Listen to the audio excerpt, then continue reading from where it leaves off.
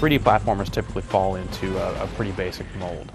You've got your kind of cutesy character. He runs around, he jumps, he does stuff, goes to a lot of different worlds. You've got your ice world, your fire world, all your elements are represented, and he collects like a billion things. You know, there's little doodads, little items over here, stars, coins, whatever. Ratchet & Clank does away with most of the stuff that make a 3D platformer a 3D platformer.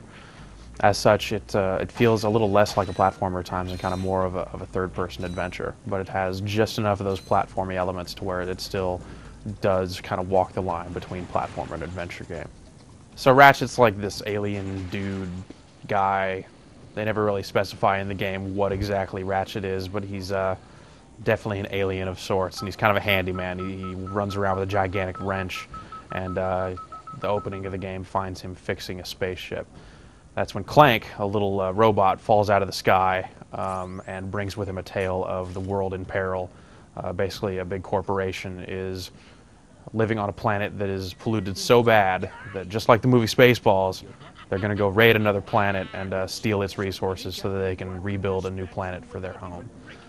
So all the planets in the universe are in danger as this corporation kind of moves from planet to planet, kind of just destroying everything in its wake.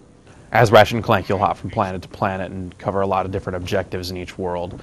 You'll find infobots along the way that'll show kind of brief video clip that will reveal the location of a new planet, and that's how you'll discover new worlds to travel to. You can go to any of the worlds at any time. You just have to find your ship in the level, and you can jump to any of the worlds that you've previously visited or any of the worlds that you've found infobots for. That said, the game does kind of keep a pretty linear thing going on. You can jump around a bit here and there, but there's going to be kind of one main path you're going to want to stick to.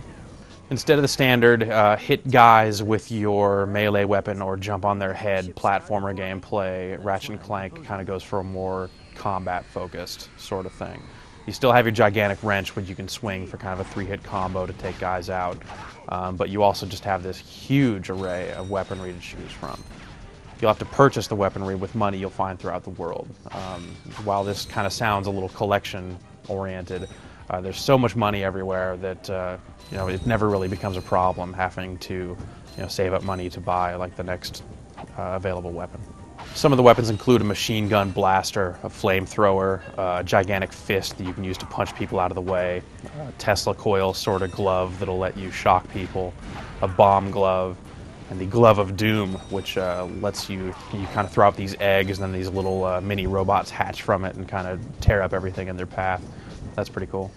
The game's objectives are pretty well designed, and along the way you'll find an array of mini games to let you mix things up also. You'll enter like a hoverboard race, you'll man some turrets to shoot some things out of the sky.